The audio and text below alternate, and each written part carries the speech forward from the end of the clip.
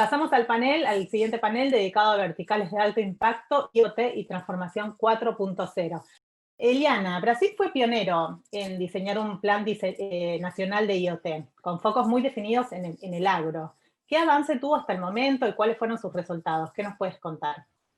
Sim, o Brasil foi pioneiro com desenhar um plano nacional de IoT e internet das coisas. Já estamos executando este plano desde 2018, que temos várias ações sendo tratadas, não só em agro, que são ações mais fortes, mas o plano de IoT ele está dividido em 4 grandes áreas no Brasil, que se constituíram em 4 câmaras.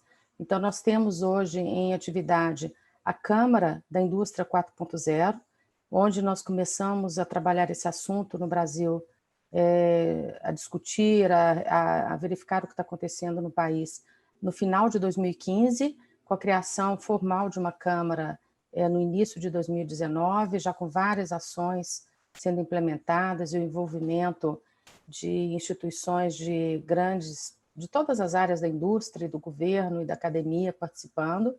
É a Câmara que está mais adiantada dentro do nosso plano de IoT, é a Câmara da Indústria 4.0.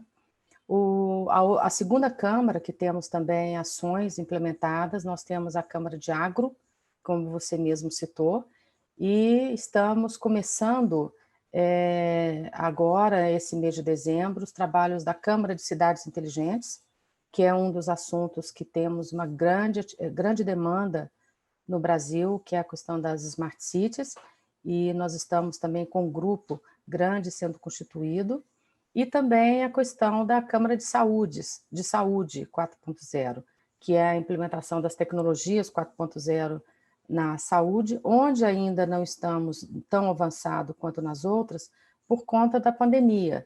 A questão de saúde ela foi muito focada na questão do Covid no ano de 2020, mas as outras câmaras, nós estamos trabalhando, nós temos grupos cuidando de pesquisa e desenvolvimento tecnológico e inovação para a indústria 4.0, onde a gente está focando muito na questão de desenvolvimento de test beds, quais são as tecnologias que são prioritárias dentro do Brasil, o que nós temos que incentivar. Temos também um grupo que cuida da integração de cadeias produtivas e fornecedores, focado na inserção das pequenas e médias empresas nesse ambiente da indústria 4.0.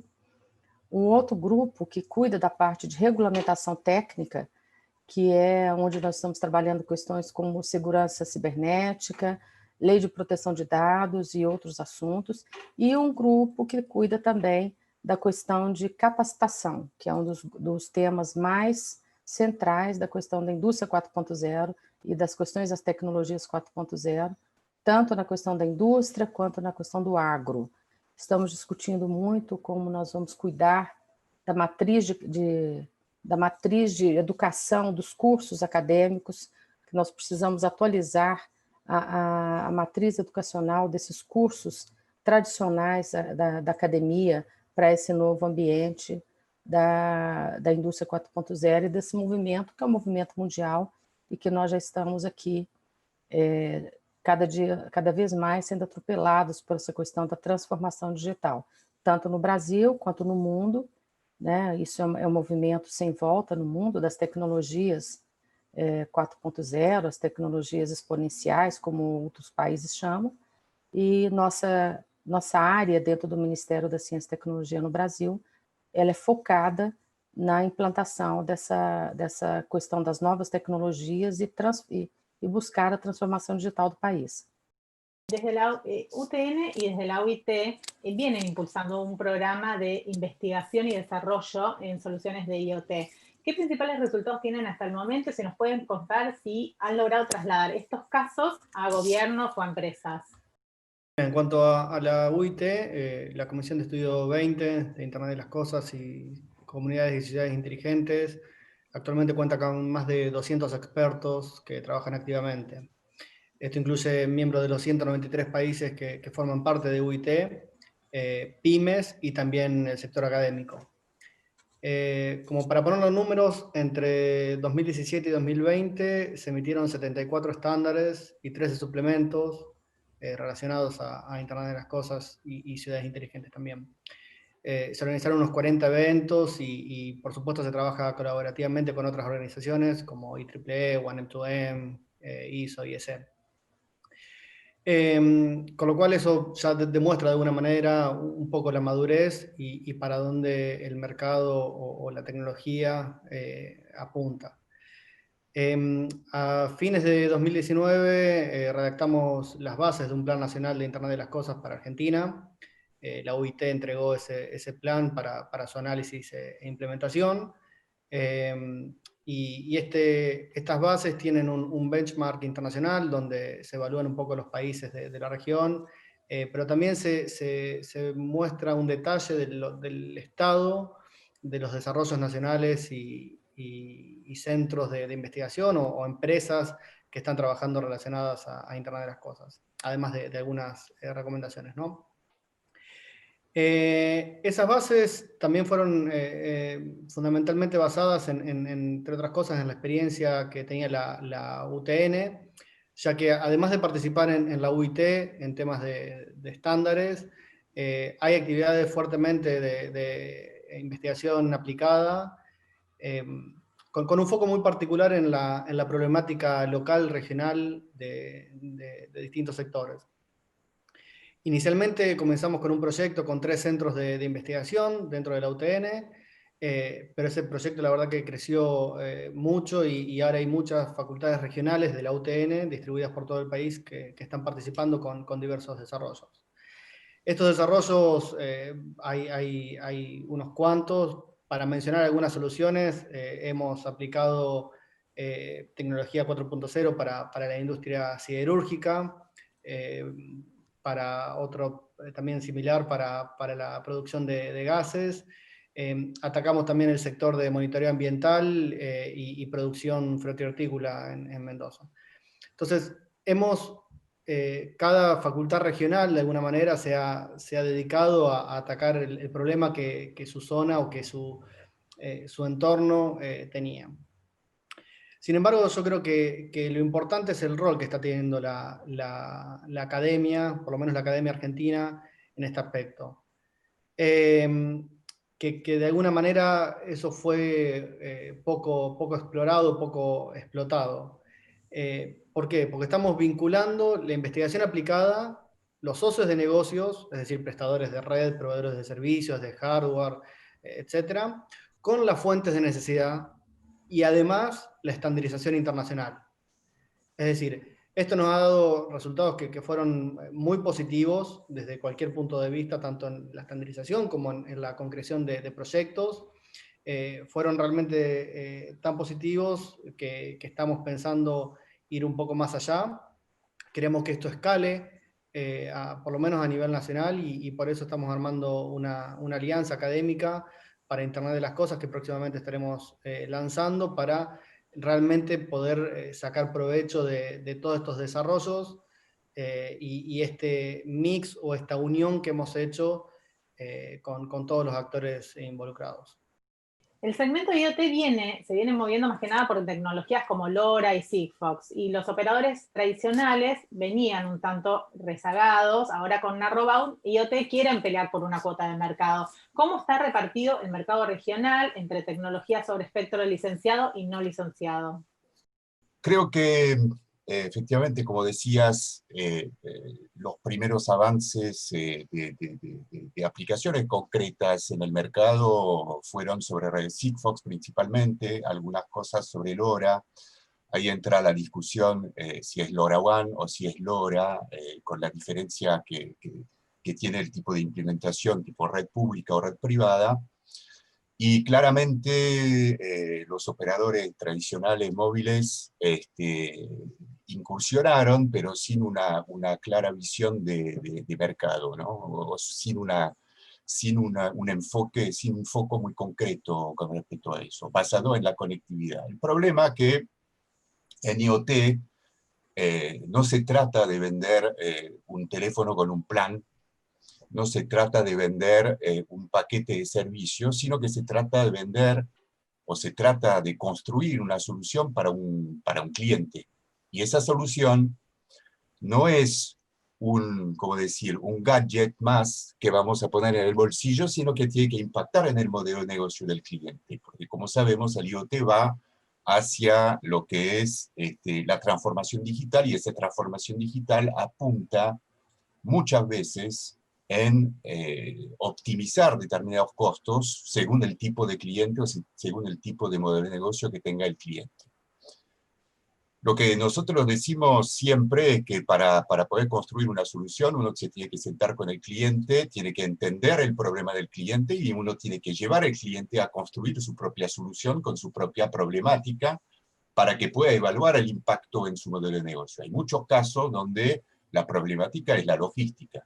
La logística siempre cuesta mucho y optimizar la logística se puede hacer de forma relativamente sencilla, teniendo alguna información de antemano y pudiendo prever qué logística es necesaria. Un ejemplo concreto, si yo soy un vendedor de gas para que voy a recargar botellones o como las llamamos acá, las chanchas de gas que están en zonas rurales, si sé de antemano cuáles son los clientes que voy a tener que atender la semana que viene, puedo optimizar mi logística y puedo asignar la cantidad de camiones, la cantidad de recursos humanos, y movilizar, digamos, capital de mi empresa para orientarlo. Si estoy esperando que el cliente me llame, probablemente hay días que 50 clientes me van a llamar de forma urgente y el resto de la semana nada. Entonces estoy comparando una acción en pico a una acción planificada. Y eso es lo que puede proveer el IoT.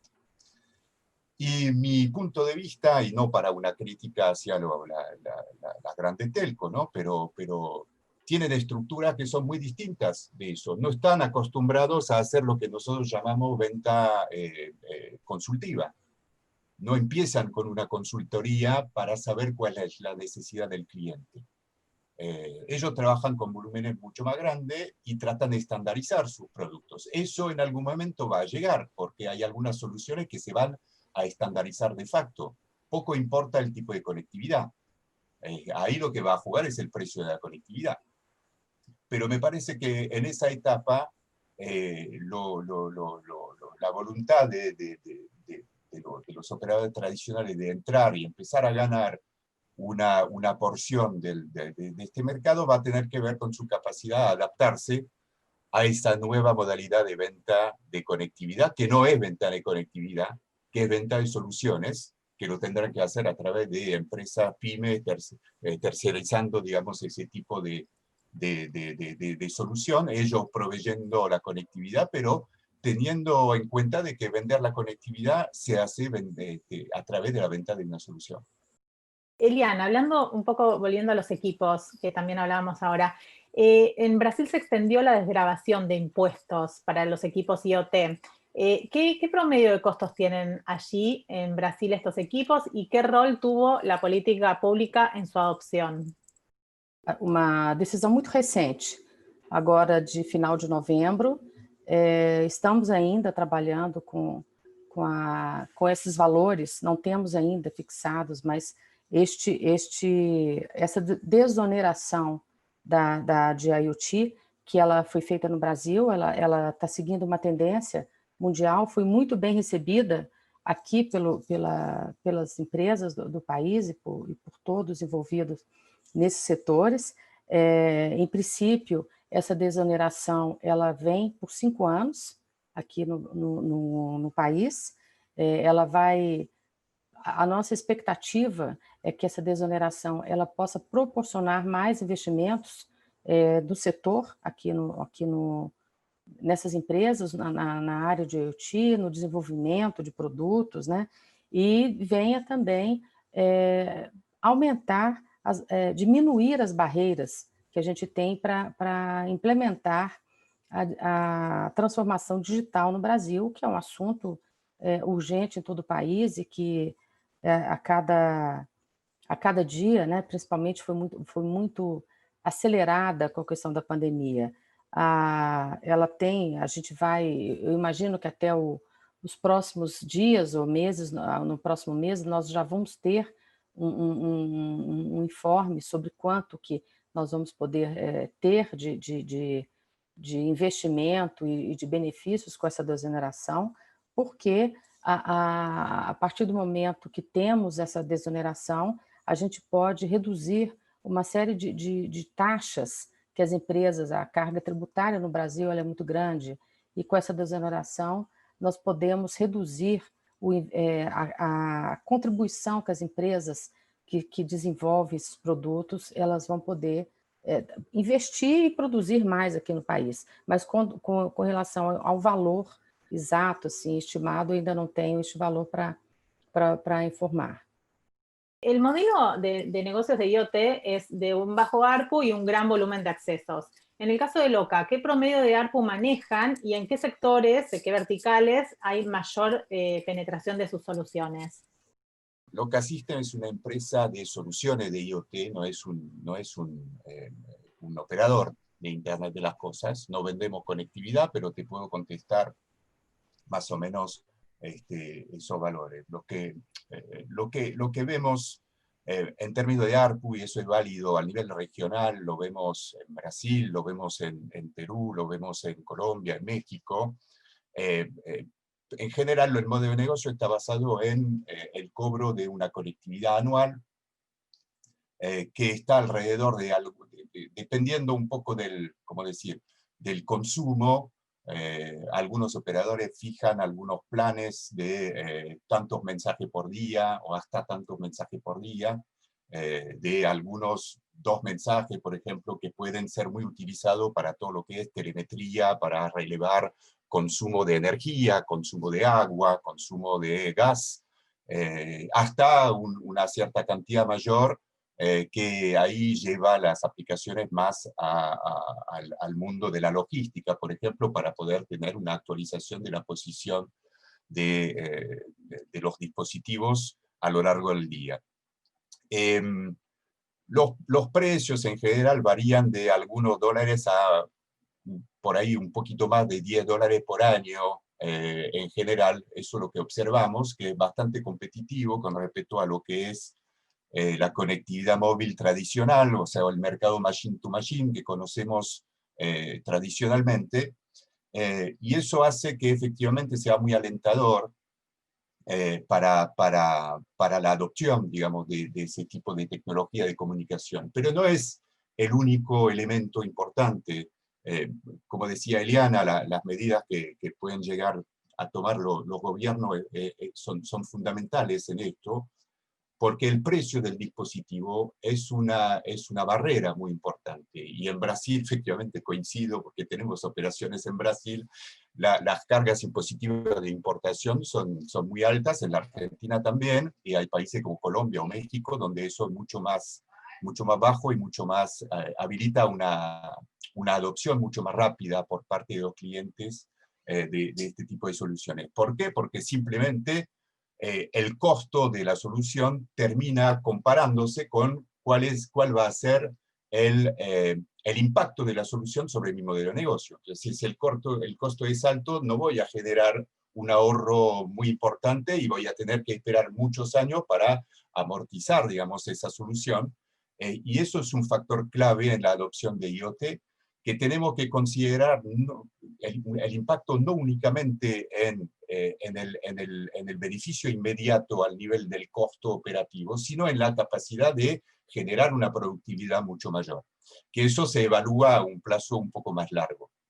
Entonces, todos esos elementos son muy importantes, y por eso siempre nos parece peligroso hablar únicamente del costo de la conectividad. No se trata en términos de ARPU, como se hace en el sector móvil tradicional para voz y datos, sino que el elemento de comparación es cuánto me va a salir la solución completa, pero también cuánto me va a salir el mantenimiento de esa solución, porque no es lo mismo hacer una solución en machine to machine con un dispositivo que esté basado, que tenga un GPS, por ejemplo, y que esté basado en un módulo 4G que consume mucha energía, en contra de un dispositivo, una solución basada en Sigfox o eventualmente en LoRa, que va a definir un dispositivo que consume mucho menos batería, y entonces el mantenimiento al nivel, por ejemplo, del cambio de la batería, va a ser una vez al año en el caso de Sigfox, cuando va a ser una vez por semana en el caso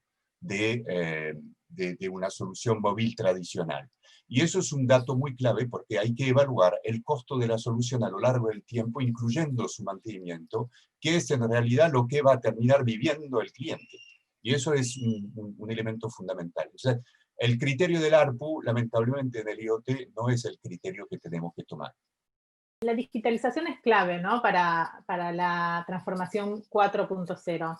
Desde tu ámbito de investigación y académico, ¿cómo ven a la industria argentina en términos de adopción de estas tecnologías? En principio, bueno, como mencioné, desde la UTN, particularmente desde el Grupo de Investigación de Comunicaciones de la Facultad Regional San Nicolás, tenemos implementadas pruebas de conceptos e inclusive desarrollos que están en producción en la industria particularmente. Claramente la industria 4.0 es una nueva oportunidad que tenemos para, como país, ser más competitivos, y si podemos capitalizar todo el potencial que está latente, los resultados necesariamente van a ser positivos. Ahora hay muchos temas que son transversales a la implementación y a la digitalización de la industria. Como bien mencionaron antes, el tema impositivo es un tema muy particular, sobre todo cuando hablamos de masividad de dispositivos y las necesidades que tienen los desarrolladores para poder generar sus soluciones. Y muchas veces también sucede que, como son temas novedosos, la industria suele ir un paso más atrás porque prefieren avanzar sobre caminos más firmes, lo cual es un desafío interesante, y justamente por eso yo vuelvo a insistir con que la investigación aplicada, es decir, un estudio cuidadoso antes de llevar adelante una solución, en general trae buenos resultados. Es decir, nuestra visión es un poco dura del futuro y, digamos, difícil para la implementación, y por eso, digamos, en ese sentido hay que trabajar seriamente para fomentar estos avances y sobre todo estos vínculos academia, industria y estándares también. Inclusive dentro de nuestra región es un tema importante que lo pongamos sobre la mesa, que lo discutamos entre todos y que establezcamos ciertas políticas comunes para llevar adelante y poder avanzar de alguna manera en conjunto, de vuelta con pasos firmes. La estandarización no es simplemente un capricho, no es simplemente decir las cosas hay que hacerlas de esta manera, sino es algo que se discute entre todos los interesados, y esta visión que de alguna manera aporta la academia, creo que juega un rol fundamental y tiene que ser necesariamente fomentado. Está claro que tenemos la obligación de ser más eficientes y más competitivos. Para eso necesitamos aplicar correctamente la tecnología, y es, como dije, el sector académico debe jugar un rol fundamental en este proceso, como de alguna u otra manera demostramos que es posible, y se pueden obtener resultados realmente muy, muy interesantes.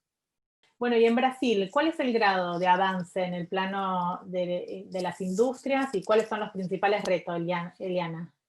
Como eu disse, nós estamos trabalhando na questão da indústria 4.0 já há algum tempo aqui no Brasil. A gente começou a trabalhar ao final de 2015, 2016, 2017 ainda, tentando identificar o que estava acontecendo no país e trazendo experiências internacionais, conhecendo experiências internacionais para que a gente pudesse aplicar no Brasil. Começamos a criação no final de 2017, quando nós começamos a trabalhar na questão da indústria 4.0, com base em discussões que a gente travou com grupos que nós criamos, que é formado pelo governo, pela academia e pelo setor empresarial, com uma participação muito forte do setor empresarial no Brasil, tanto das grandes quanto das pequenas empresas.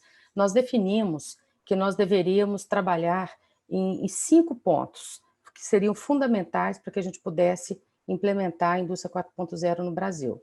A questão da formação de recursos humanos, nós temos aqui um desafio enorme, que é a questão tanto da qualificação de pessoas que querem entrar no mercado de trabalho, quanto a requalificação de pessoas que já estão no mercado de trabalho, e também a qualificação e requalificação dos professores. Esse é um assunto muito forte no Brasil. Nós temos um país muito grande, com desigualdades regionais muito grandes, com desigualdades tanto na questão de educação, quanto na questão do setor industrial. Então, nós temos trabalhado junto com o Ministério da Educação e com o Senai é o Serviço Nacional de Indústria, que é ligado à Confederação Nacional de Indústria, que é um serviço muito forte no Brasil, que tem trabalhado muito grande e que ele tem institutos de capacitação de pessoas que já estão na indústria no Brasil inteiro, todos os estados o Senai está presente, e ele já está trabalhando na formação de pessoas que já estão na indústria e também trabalhando nessas questões dessas novas habilidades e tecnologias. E junto com o Ministério da Educação, nós também estamos já trabalhando nessa questão de levar novos conhecimentos, novas habilidades para os estudantes de todos os níveis, começando com a questão da criança nos primeiros níveis e chegando até a graduação e pós-graduação. Quero deixar bem claro que isso no Brasil, como no mundo e como no Brasil, é um desafio muito grande, até pelo tamanho do país e a quantidade de pessoas envolvidas. A outra questão que foi desenvolvido ainda, um outro objetivo, uma linha de trabalho, foi a questão do desenvolvimento tecnológico e inovação. Então, quais são as tecnologias que nós deveríamos incentivar e as novas tecnologias? Atualmente, a gente está trabalhando muito forte, lançamos uma estratégia de inteligência artificial. Essa estratégia de inteligência artificial também contou com a participação de toda a sociedade. A gente está nesse sistema de governança que nós colocamos aqui, nós estamos tendo um sucesso, não digo sucesso, mas uma facilidade para trabalhar, organizando, fazendo uma governança com todos esses atores. Então, a gente está começando, a partir do ano que vem, a também implementar e fortalecer essa questão da inteligência artificial, que é um outro foco importante.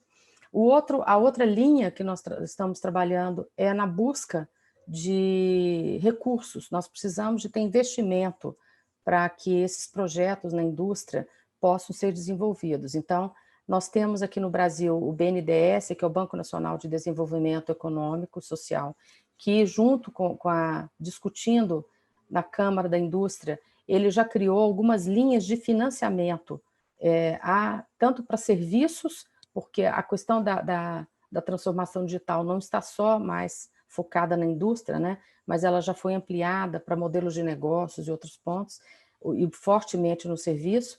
O BNDES já criou linhas de financiamento com juros acessíveis para que as empresas de grande e de pequeno porte pudessem participar e trabalhar financiar seus projetos.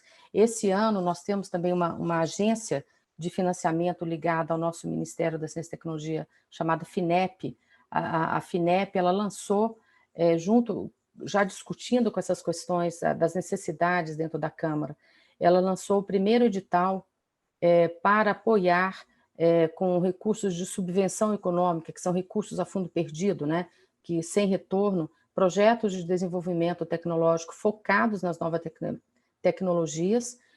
Esse edital da FINEP, que nós pretendemos que ele se repita o ano que vem, ele já financiou projetos tanto de indústria, nas tecnologias 4.0, ele foi separado para indústria 4.0, o agro, projetos na parte de cidades 4.0, e também já apoiamos projetos para saúde 4.0. Lembrando que esse edital da FINEP foi todo direcionado para empresas, para desenvolvimento de projetos em empresas e focado nas pequenas e médias empresas. Ele não foi um edital focado em grandes empresas, que a gente tem que também pensar muito nesse universo dessas empresas de menor porte.